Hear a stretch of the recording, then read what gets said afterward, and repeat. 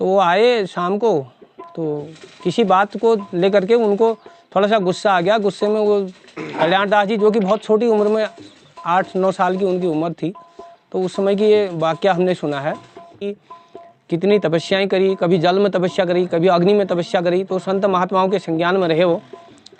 तो उसके बाद जो है उनके मन में जब वो सम्मानित कुछ हो गए, कुछ शक्तियाँ भी अर्जित कर ली महाराज जी ने, तो विचार यही आया कि गरीबी के आलम को जो है मैं दूर। अनेक अनेक प्रकार के भव्य मंदिर भी हैं वहाँ, बहुत देखने योग्य मंदिर हैं।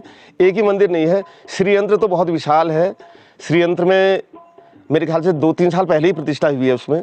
तो सिस्टम वहाँ पर इस तरीके का डेवलप है, बच्चे को संस्कार दिए जाते हैं। ये जो मेन हमारी संस्कृति विलुप्त हो रही है, जो हमारे भाव बेस जो पहले संस्कृति चला करती थी, संध्या वंदना और इस तरीके से। हरे राम हरे कृष्णा हरे कृष्णा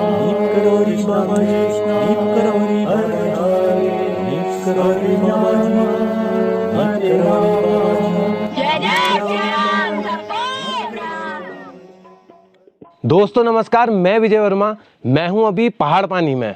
तो मैं आज आपको बताऊंगा डोल आश्रम के बारे में।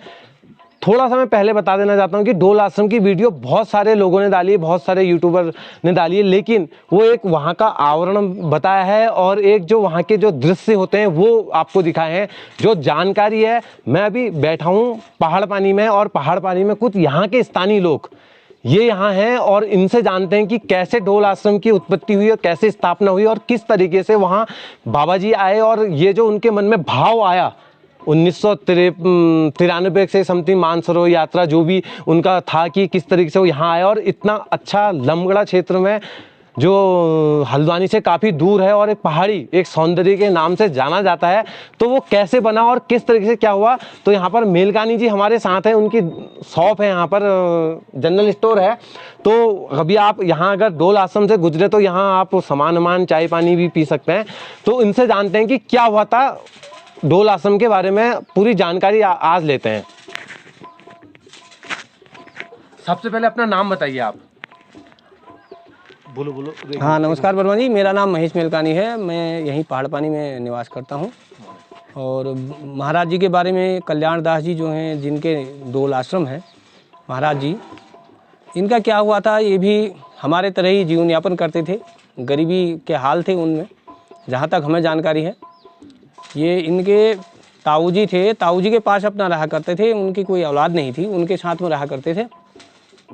तो इनकी ताई इनको बचपन से ही बहुत अच्छा मानती थी, हमने सुना था। एक बार एक वाक़या हुआ कि इनकी ताई अपने मायके गई थी, तो ताऊ जी वृत्ति वगैरह करते थे, पंडितगिरी करते थे वो। तो वो आए शाम को, तो किसी बात को लेकर के उनको थोड़ा सा गुस्सा आ गया। गुस्से में वो कल्याण दास जी, जो कि बहुत छोटी उम्र में 8-9 साल की उनकी उम्र थी, तो उस समय की ये वाक़या हमने सुना है। तो उस समय जो है इनकी बचपन की उम्र थी, तो ताऊ जी को गुस्सा आया। गुस्से में उन्होंने इनको डांट दिया। डांटा तो उनने कहा कि मेरी तो कोई गलती नहीं थी। तो अब उन्होंने इसके बाद जो है उनने कह दिया कि मेरा नसीब ही ख़राब है, अगर दूसरे की औलाद से अगर भला हो जाता तो मैं ऐसे गोद नहीं लेता। ऐसे वचन उनको, कटु वचन कह दिया जो उनको चुभ गए। चुभे तो गरीबी का आलम था ही। उनने कहा कि ऐसा है। उनको भी एक यही कह दिया कि उनने कहा अगर आपका भला होना होता तो अपनी खुद की संतान आपकी होगी, दूसरे के बच्चे से आपका क्या भला होगा। इतना शब्द वो कहते हैं कि मेरे मुंह से निकल गया। पता नहीं क्या नियति को मंजूर था, कैसे निकला। अच्छा, हाँ, मैं बोलना चाह रहा था, जब बचपन में उनके साथ ये घटना घटी, जब से उनको घर से जाने की बना प्रोग्राम, तो उन अपने ताऊ जी की डांट के कारण जो है वो घर से निकले, क्योंकि गलती उनकी नहीं थी। उनने अपनी उनको गलती नहीं होने के बाद भी जब डांट पड़ी, तो उनके ताऊ जी की कोई संतान नहीं थी। अपने भाई के लड़के को, यानी कि महाराज जी को, उनने गोद लिया था। गोद लेने के बाद जो है उनको, जब उनके बाद उनको अकारण डांट पड़ी, तो उनने यही बोला कि बाबा जी जब छोटे थे, बाल हट थी, उस समय में भी उनने बोल दिया। उन्होंने कहा कि अगर आपका भला होने का होता तो आपके यहाँ संतान खुद पैदा होती, आप दूसरे के बच्चे से अपना भला नहीं कर पाओगे। इतना बोल दिया। इतना कहने में ताऊ जी को उनके और गुस्सा आया। उनने यही कहा दिया कि मेरी नज़र से दूर हो जाओ। उन्होंने कहा सवेरे के सूरज आने तक मेरी नज़र से आप दूर हो जाना। तो महाराज जी का कहना यह था कि रात भर मैं सोया नहीं, मैं सोचते रहा मैं कहाँ जाऊँगा, क्या करूँगा, लेकिन जब मेरे बड़ों की आज्ञा है, मुझे जाना है। तो सवेरे 4 बजे उठ के वो निकल गए। तो पानी लेने वालों ने उनको पूछा कि कहाँ जा रहे हो। उनने कह दिया गैया जंगल में रह गई है, मैं गैया को देखने जा रहा हूँ। इतना कहने के बाद बाबा जी जो है वहाँ से निकल गए। तो फिर उनके जीवन की ऐसी घटनाएं घटते रही, शोषण भी उनका हुआ, हरिद्वार में भी गए, पैदल यहाँ से भी जाते रहे, लेकिन उनको कोई जब उपलब्धि नहीं हुई तो जाते जाते उन्होंने बताया कि मैंने माँ गंगा में जो है छलांग लगा दी थी। माँ गंगा में जब छलांग लगा दी थी तो उनने कहना था कि कोई अदृश्य शक्ति जो है मुझे गोद में ले लिया और वहाँ पर मैं बच गया। बचने के बाद जो है वहीं साधु महात्मा संतों के मैं उसमें आया, मैंने बहुत कुछ सीखा, सीखते रहा, मैं उनसे ज्ञान प्राप्त करते रहा। उसके बाद जो है महाराज जी के उनके जीवन में ये विचार आया कि जब गरीबी का आलम होता है तो जिनको पढ़ा लिखा नहीं सक रहे हैं लोग, बच्चों को गरीबी का आलम आया, तो यही सोचा कि मैं गरीब बच्चों को ही पढ़ाऊंगा, गरीब बच्चों का ही उत्थान करूंगा और इनको मैं आगे कहीं भेजूंगा। ये एक विचार आ गया मन में और इसके लिए उन्होंने बहुत कठिन तपस्याएं की, कितनी तपस्याएं करी, कभी जल में तपस्या करी, कभी अग्नि में तपस्या करी, तो संत महात्माओं के संज्ञान में रहे वो। तो उसके बाद जो है उनके मन में जब वो सम्मानित कुछ हो गए, कुछ शक्तियाँ भी अर्जित कर ली महाराज जी ने, तो विचार यही आया कि गरीबी के आलम को जो है मैं दूर करूं। तब वो अपना गृह क्षेत्र होने के नाते उनका विचार यही आया कि मैं अपने घर के क्षेत्र में ही कहीं पर ऐसा विद्यालय और आश्रम और ऐसा डेवलप करूं ताकि यहाँ के लोगों को ये नाम आए और यहाँ के जो बच्चे हैं जो आगे नहीं बढ़ पा रहे हैं इनको मैं ऐसी शिक्षा दूं। तो इस विचार को रखते हुए महाराज जी ने जो है यहाँ पर ये आश्रम की स्थापना करी, आश्रम की शुरुआत हुई और बहुत सारे जो समाज में अच्छा चाहते हैं सामाजिक लोग जिनके पास जो पदों में भी थे उन्होंने महाराज जी का साथ दिया। तो धीरे धीरे आज देखते देखते आज ये करोड़ों अरबों रुपए के वहाँ पर निर्माण कार्य हुए हैं, अच्छे खासे वहाँ पर मंदिर बन गए हैं, इतना बड़ा स्कूल खुल गया है और कितने सैकड़ों बच्चों का वहाँ पर भला हो रहा है। कितने लोग, मेरा खुद एक बालक वहाँ पर अध्ययनरत है, वो वहाँ पढ़ाई करता है। तो उनसे हमें भी बहुत कुछ सीखने को मिला कि हमारी जो संस्कृति है, हिंदू संस्कृति, तो इसको जो है उन्होंने इसको जो है बचाए रखने के लिए, इसका विस्तार करने के लिए ये चीज़ें महाराज जी ने करी हैं और मैं उनका आभारी हूँ। अच्छा, तो और क्या क्या है वहाँ मंदिर की विशेषता? और वर्मा जी मैं आपको बताऊं, वहाँ पर जो है सबसे बड़ा श्रीयंत्र, देश का जब सबसे बड़ा श्रीयंत्र है वहाँ पर लगा है और बाकी मंदिर भी सारे। श्रीयंत्र के बारे में बताओ, क्या होता है श्रीयंत्र? श्रीयंत्र ये अष्ट धातु का बना हुआ होता है। इसमें जो है विश्व का सबसे बड़ा श्रीयंत्र जो है, इसमें पूजा अर्चना करी गई है और उसका जो है रीति रिवाज से और उसमें नियम संगत कुछ कानून भी उनके हैं, तो उसी हिसाब से वहाँ पर जाना होता है। आप धोती पहन के वहाँ पर जाएंगे उसकी मान मर्यादा को रखते हुए, क्योंकि उतने मंत्रों के द्वारा उसको उच्चारित किया गया है, उसमें पूजा अर्चना हवन यज्ञ वगैरह होते हैं, बहुत बड़ी शक्ति है वहाँ पर। तो देश विदेश कहाँ के लोग वहाँ पर देखने के लिए आ रहे हैं। तो महाराज जी को प्रोत्साहित हो गए और उनको जो है लाखों करोड़ों रुपए दान में लोग देते हैं, उसके बाद भी उन्होंने इतना कुछ कर पाया है। अभी सुनने में आया कि महाराज जी का एक हॉस्पिटल वहाँ पर बनाने का भी विचार है, हॉस्पिटल बनाने का विचार है जिसमें जो है फ्री लोगों को सेवाएं देते हैं और जितने भी बच्चे वहाँ पर पढ़ते हैं वो फ्री ऑफ कॉस्ट उनको सेवा देते हैं। कितने बच्चे हैं वहाँ और किस प्रकार से स्कूल में पढ़ाई लिखाई होती है? क्योंकि आपका छात्र वहाँ पढ़ता है तो कुछ, क्योंकि कोई लोग अपने अगर ब्राह्मण लोग हैं और अपने बच्चे को अगर पढ़ाना चाहते हैं निःशुल्क, तो किस तरीके से यहाँ डोल आश्रम में अर्जी लगा सकते हैं और किस तरीके से वो अपने बच्चे को एक उच्च से उच्च शिक्षा प्रदान कर सकते हैं? वर्मा जी मैं आपको बताऊं, कक्षा 6 और कक्षा 9 इन 2 क्लासों में यहाँ पर एडमिशन होता है और बच्चे का जो है टेस्ट लिया जाता है। टेस्ट लेने के बाद जो है उसके नंबरिंग होती है, उसके बाद उसको बुला लेते हैं। बुलाने के बाद जो है सारी व्यवस्थाएं वहाँ पर महाराज जी के उसमें संज्ञान में होती है, सारे वहीं का स्टाफ जो है उनका वो पूरा करता है और उनकी ड्रेसें हैं, उनकी बुक्स हैं और उनके रहन सहन की है, खाद्य सामग्री का है, सारा उनका अपनी व्यवस्था है। इसमें किसी भी प्रकार का कोई पैसा वहाँ पर नहीं दिया जाता है। तो बच्चे बहुत कुछ संस्कृति के बारे में जानकारी ले रहे हैं। आज बच्चों को पूजा पाठ करना, संध्या वंदना करना और ये चीज़ें, और ये आपके ध्वनि संगीत का भी वहाँ पर ढोलक है, हारमोनियम है, संगीत को भी विशेष महत्व वहाँ पर दिया गया है वर्मा जी। अच्छा। बहुत ही रमणीक दृश्य होता है। कभी आप संध्या के टाइम में और प्रभात के टाइम पर वहाँ पर जाइएगा, आपको आपका मन प्रसन्न हो जाएगा। योग भी वहाँ पर बच्चों को कराया जाता है, खेल का भी वहाँ पर सारी व्यवस्था है, मतलब एक संपूर्ण परिवेश देने की कोशिश की गई है। अच्छा, कितने विद्यार्थी हैं इस वक्त और आपका जो बालक है कितने में पढ़ता है, कितने साल हो गए और क्या अभी उसको अनुभव प्राप्त हुआ? वर्मा जी मेरा बालक जो है कक्षा 6 से वहाँ पर पढ़ता है, अभी 9th क्लास में गया हुआ है और कम से कम 300 बच्चे मेरे ख्याल से समथिंग वहाँ पर हैं और पूरी स्टाफ, अध्यापक स्टाफ कहाँ के गुरुजन हैं जो अध्यापक अध्ययन कराते हैं? हाँ वर्मा जी, अध्यापकों के बारे में कहूँ तो वहाँ पर अच्छे ज्ञानी लोग अध्यापक हैं। कोई रिटायर्ड जैसे गवर्नमेंट कर्मचारी हैं, रिटायर्ड हो चुके हैं, वो भी फ्री ऑफ कॉस्ट वहाँ पर सेवा देने के लिए पहुँचे हुए हैं। वो हमारे इसी गांव से हैं, श्री राधेश्याम मेलकानी उनका नाम है। और बाकी कुछ लोग नेपाल से भी हैं जो संस्कृत के बहुत अच्छे ज्ञाता लोग हैं। अच्छे विद्वान शिक्षकों के द्वारा वहाँ पर पूरी बारीकी से उनको पढ़ाया जा रहा है। अच्छा, भागवत कर्मकांड? हाँ, मैं आपको बताऊं वर्मा जी, ये कभी रामायण है, कभी भागवत है, और कभी ऐसे आयोजन हैं, कभी यज्ञ अनुष्ठान है। ये साल भर वहाँ पर कम से कम 3-4 महीने तो ये चीज़ें चलते रहती हैं। बाकी बच्चों को जो है ध्यान कैसे किया जाता है, योग कैसे किया जाता है, और बाकी हवन यज्ञ कैसे किया जाता है, उनको मंदिर और वो चीज़ें सौंपी जा रही है वर्मा जी। अच्छा, और वहाँ की मूर्ति उर्ति के बारे में, जो एक वर्मा जी- भोलेनाथ जी की बहुत बड़ी मूर्ति, हाँ, वो महाराज जी ने जो है लगभग आकर्षण का हाँ लगभग 2-3 साल वर्मा जी हो गए हैं। वहाँ पर शिव जी की, शंकर भगवान जी की जो है गेट के ही बगल में वहाँ पर 80 फीट ऊंची वो मूर्ति बनी है, जिसको कर्नाटका, केरल यहाँ के लोगों के द्वारा उसको जो है निर्माण कार्य किया गया है। उसको जो है उसमें प्राण सजोए गए हैं, उसमें कलर वगैरह किया गया है, और भी बहुत सारी ऐसी चीज़ें हैं। उसको मतलब एक हिमालय का ही स्वरूप दिया गया है महाराज जी के द्वारा।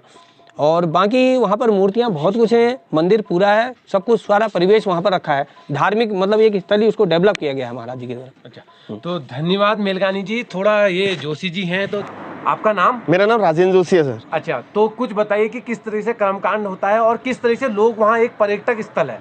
जी, तो पर्यटक स्थल वैसे जो इस समय डोल आश्रम के नाम से विख्यात है, पूरी दुनिया में ही विख्यात है, क्योंकि वहाँ अनेक प्रकार के भव्य आयोजन होते हैं। और कल्याणिका जी की बड़ी वहाँ पर एक प्रकार से हमारे क्षेत्र के लिए कल्याणिका जी ने बहुत बड़ा योगदान दिया है।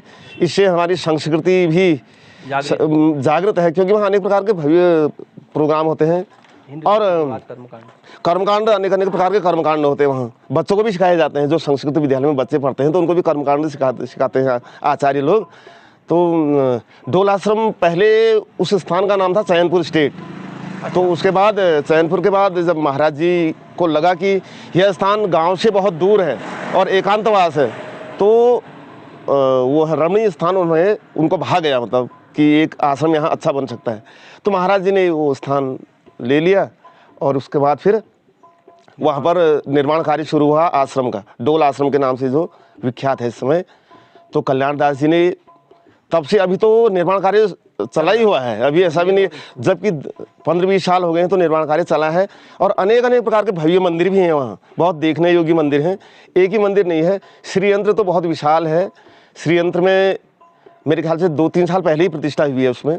तो कहाँ से लाया गया, किस तरीके से बनता है, और श्रीयंत्र के उपयोग और उससे वो क्या, उस लाभ क्या मिल सकता है श्रीयंत्र से? बहरहाल श्रीयंत्र कहाँ से लाया गया या कैसे बनाया गया ये तो ज़्यादा जानकारी नहीं है, क्योंकि अब ये तो वहाँ महाराज जी लोगों को ही पता होगा, जो वहाँ के आचार्य लोग हैं उनको ही पता होगा, क्योंकि इतना ज़्यादा गहराई में हम नहीं गए ना कहाँ से लाया गया। लेकिन बहरहाल जब वहाँ प्रतिष्ठा हुई थी तो जी अच्छा। मैं गया था और बहुत भव्य आयोजन था वो। उसमें मुरारी बाबू जी रामकथा के लिए आए थे, उस समय उनको ही बुलाया गया था रामकथा में, मुरारी बाबू जी को। तो बहुत भव्य आयोजन था। और मेरे ख्याल से अल्मोड़ा से लेकर यहाँ मुक्तेश्वर तक के बड़े बड़े जो होटल हैं, 3 स्टार होटल, वो भी बुक थे बाहर वालों के आने के लिए, जो मतलब विशेष लोग जो आते हैं तो उनके लिए काफ़ी संख्या में भीड़ थी। टेलीविज़न चैनल आस्था में उसका प्रसारण चल रहा था उस समय। तो श्रीयंत्र तो नाम ही उसका श्री से है, तो वो तो हर तरह रिद्धि सिद्धि देने वाला यंत्र है। और जो भी मंदिर में जाते हैं, बहरहाल इस समय सुरक्षा व्यवस्था भी काफ़ी है उस यंत्र में, एकदम आदमी जा नहीं सकता उस मंदिर में। तो वहाँ पहन के जाता है, धोती पहन के जाता है, अनुमति लेनी पड़ती है। और तो फोटोग्राफी अलाउ नहीं है, बहुत कुछ है बाकी वहाँ जाके। लेकिन कहने का मतलब यह है कि बहुत भव्य स्थान है, रमणीय स्थान है। एकदम गांव से कुछ 3-4 किलोमीटर 2-3 किलोमीटर दूर हटके एक जंगल में है, जहाँ घना जंगल, बांस का जंगल है, और एकांत बीच में जो है वो आश्रम बना हुआ है। और अनेक प्रकार के यज्ञ होते हैं, कभी भागवत पुराण होता है, कभी शिव पुराण होता है, तो कभी अन्य कर्मकांड होते हैं। और संस्कृत विद्यालय वहाँ चला है, गौ सेवा हो रही है, मतलब बहुत कुछ हो रहा है जी। हमारे धार्मिक आस्था को, मतलब धार्मिक लोगों के लिए, जो हमारे हिंदू धर्म के लिए, वहाँ बहुत कुछ है। आप देखिए, जाइए तो आपको आभास होगा कि यहाँ क्या हो रहा है। अनेक संत लोग भी वहाँ रहते हैं, कल्याण दास जी गुरुदेव तो कभी कभी जी वहाँ पर दिया गया और योग तो डेली होता है, बच्चों को सिखाया जाता है और वो उनके जो अध्ययन है उसमें शामिल है, योग बताते हैं। तो बाकी जो वहाँ पर अगर हम जाएंगे तो अनुभव तभी होगा कि ये क्या है कैसा है, लेकिन बहुत भव्य है। अनेक अनेक प्रकार के मंदिर हैं, बहुत सुंदर स्थान बना हुआ है और अभी भी बनने ही में है, लेकिन हमारे पहाड़ के लिए एक वरदान है। अगर आप किसी को भी एक देखने का मौका मिले तो बहुत पुण्य है, पुण्य प्रताप से ही ऐसा स्थान मिलने को प्राप्त होगा मेरे ख्याल से, तो अच्छा है। चलो धन्यवाद जोशी जी। अब मैं थोड़ा सा मेलकानी जी के पास जाता हूँ, ये छोटे भाई हैं उनके, इनसे जानता हूँ कि आप अगर डोल आश्रम कभी आना चाहते हैं तो हल्द्वानी से अगर आप आते हैं कितना किलोमीटर है, और अल्मोड़ा से आते हैं कितना किलोमीटर है, और किस तरीके से यहाँ पहुँच सकते हैं, क्या क्या साधन है, ये हम मेलकानी जी से जानते हैं। आपका नाम? धन्यवाद, मैं कृष्णा मेलकानी, मेलकानी जनरल स्टोर धानरौली। हाँ, यहाँ पर हमारी शॉप है। थोड़ा सा पहले परचून पहाड़ की। पानी के बारे में भी बताइएगा, फिर अपने बारे में ये बताइएगा। पहाड़ पानी क्षेत्र जो है डोल आश्रम से थोड़ा सा नज़दीक है, 10 या 15 किलोमीटर के बीच का एरिया है ये, वहाँ से दूर का। पहाड़ पानी एक भव्य स्थान है, यहाँ पर बहुत बड़ा ग्राउंड है, सारी व्यवस्थाएं यहाँ पर अच्छी खासी हैं, सुविधाएं हैं, लेकिन जो डोल आश्रम की व्यवस्था है वो व्यवस्था कहीं नहीं। डोल आश्रम की जैसी व्यवस्था, जैसे बच्चों को शिक्षा देने का जो कल्याण दास बाबा जी के द्वारा प्रयास किया गया है वो बहुत बढ़िया है, सुटेबल, क्योंकि वहाँ समानता का भाव है। वहाँ अमीरी गरीबी या ऊंचे स्तर ऐसा नहीं देखा जाता, वहाँ पर एक भाव से शिक्षा दी जाती है। किसी भी बच्चे को आप संस्कृत विद्यालय में पढ़ाना चाहते हो तो वहाँ पर निःशुल्क सेवा आपके सारे बच्चों के पूरे कक्षा 6 से लेकर के 12 तक की व्यवस्था वहाँ पर कराई जाती है। बहुत अच्छा सिस्टम वहाँ पर इस तरीके का डेवलप है, बच्चे को संस्कार दिए जाते हैं। ये जो मेन हमारी संस्कृति विलुप्त हो रही है, जो हमारे भाव बेश जो पहले संस्कृति चला करती थी, संध्या वंदना और इस तरीके से हारमोन ढोलक से उनको सिखाया जाता है, संस्कृति के बारे में उनको बताया जाता है, उस तरीके की जो परिवेश वहाँ पर बनाया गया है बाबा जी के द्वारा, बहुत अच्छा परिवेश है। और बाबा जी कल्याण दास जी की ऐसी व्यवस्था है, नियम कानूनों के साथ सारे कानून व्यवस्था उनकी ऐसी व्यवस्था है कि न तो कोई वहाँ बिना मर्जी के जा सकता है, जो भी जाएगा पहले अपनी एंट्री करनी है, आप कहाँ से आए हो, क्या आए हो।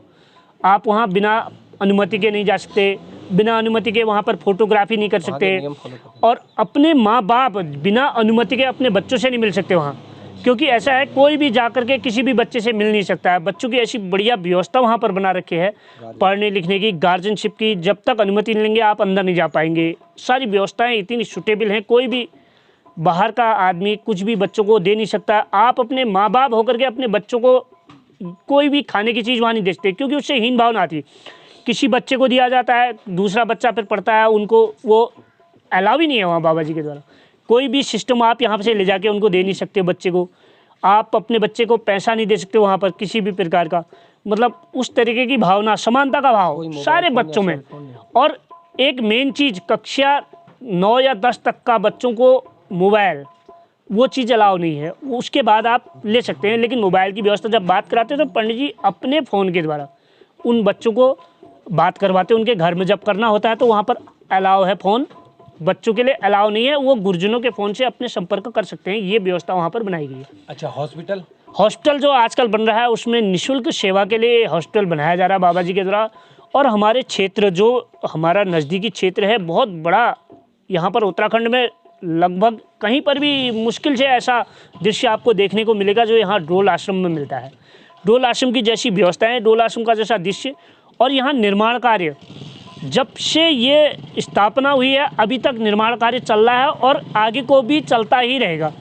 निर्माण कार्य चलता रहता है और निर्माण कार्य इनका ख़त्म नहीं होता, क्योंकि इनके दानदाताओं की सूची ऐसी है वो कभी ख़त्म नहीं होती, क्योंकि उनकी ऐसी कृपा है, उनकी ऐसी व्यवस्था है और वहाँ पर अच्छे खासे दानदाता होते हैं। और ऐसा निर्माण कार्य भव्य दृश्य आपको कहीं पूरे उत्तराखंड में देखने को नहीं मिलेगा जैसा इस डोल आश्रम में मिलेगा। अच्छा, हल्द्वानी से कितना किलोमीटर है, किस तरीके से आप यहाँ सकते हैं? अल्मोड़ा से कितना किलोमीटर, और जिस जगह पे यहाँ से पिथौरागढ़ कितने किलोमीटर है?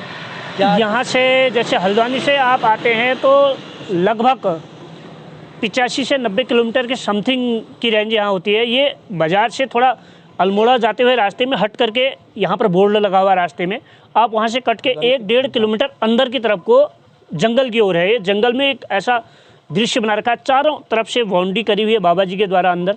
किसी भी जंगली जानवरों से बच्चों की सुरक्षा के लिए कोई भी अंदर कोई चीज़ आ नहीं सकती है। बढ़िया भव्य बना रखा है। हल्द्वानी से भीमताल खुटानी होती हुई, हल्द्वानी से भीमताल खुटानी होते हुए, धारी धानाचूली पहाड़ पानी से होते हुए, मोतिया पाथर से आगे निकल के लमगड़ा से थोड़ा पहले शायरफाटक पुलिस चौकी से कर लेना। शायरफाटक पुलिस चौकी से कटने के बाद वहाँ पर आप अंदर जा सकते हैं। बहुत रमणीक दृश्य यहाँ पर आपको देखने को मिलता है। सारी व्यवस्थाएं ऐसी यहाँ पर बाबा जी ने बना रखी हैं। कोई ऐसी व्यवस्था यहाँ पर मुझे लगता है, जहाँ तक मैं गया हूँ, बहुत सारे स्थलों में मैं भी गया हूँ, लेकिन मेरे को जैसी व्यवस्था यहाँ की लगी और वैसी व्यवस्था पूरे उत्तराखंड में कहीं पर देखने को नहीं मिलती है।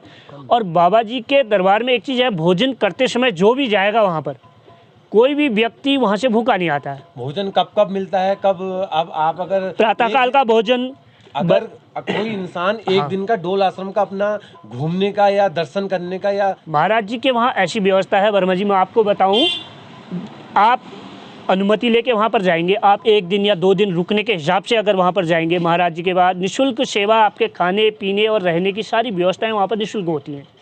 किसी भी प्रकार का कोई टैक्स नहीं लिया जाता है, कोई कर नहीं लिया जाता है, ना आपको खाने पीने का कोई पैसा लिया जाता है। और उनके खाने का जो फिक्स टाइमिंग है वो तो मुझे एग्जैक्ट मालूम नहीं है, मैं बताऊँ 11 से 12 समथिंग ऐसी रहती होगी दोपहर का, 8 से 9 शाम को। और शाम को 8 से 9 बजे के बीच में जितने भी व्यक्ति वहाँ पर खाने वाले आते हैं, किसी के लिए भोजन आज तक कम नहीं पड़ा, हमने सुना भी है और हमने खुद भी भोजन वहाँ करा हुआ है, क्योंकि हमारा भतीजा भी वहाँ पढ़ता है, तो इसलिए हमें भी जाने का मौका मिल जाता है, बार बार जाने का।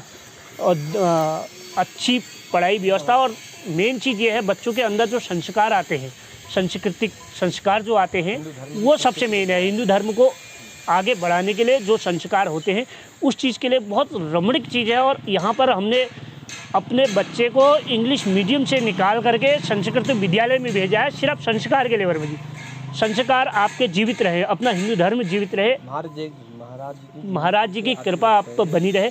और महाराज जी के बारे में सुना भी है हमने कि जिसके सिर के ऊपर हाथ रख देते हैं उसकी कृपा, उनकी कृपा उस पर बन जाती है। महाराज जी के दर्शन बहुत कम होते हैं वहाँ। थोड़ी सी छोटी सी सिद्धि प्राप्त बाबा जी हैं, जिसके भी सिर में हाथ रख देते हैं उसके तो, और जिसको दर्शन हो जाते हैं उसका भी कल्याण हो जाता है। सुना है हमने, बाबा जी के दर्शन तो हमें भी हुए हैं 1-2 बार, लेकिन बाबा जी के दर्शन रहते हैं लेकिन नियमित वहाँ नहीं रहते। अमरकंटक में भी उनके अपने ऐसे विद्यालय हैं, अमरकंटक बहुत सारे यहाँ पर विद्यालय है। अभी मेरे को यहाँ मिलेंगे या नहीं मिलेंगे आज? अभी एग्जैक्ट उनकी टाइमिंग कोई नहीं बता पाता है, क्योंकि ऐसा उनका फिक्स हो ही नहीं पाता है। वो कब आते हैं कब जाते हैं किसी को कोई मालूम नहीं। वो तो आप जब विद्यालय परिसर में जाएंगे तब ही आपको वहाँ से पता चल पाएगा कि बाबा जी आज यहाँ हैं या नहीं। पता होने के बाद भी आप एग्जैक्ट टाइम में मिल नहीं पाते, उनके मिलने का फिक्स समय होता है। अगर आपको समय होगा मिलने का तभी आप उनसे मिल पाएंगे, क्योंकि उनके टाइमिंग होती है। वो जब साधना में होते हैं तो किसी से नहीं मिलते। वहाँ की व्यवस्थापक से अनुमति लेनी पड़ती है बाबा जी मिलने के लिए।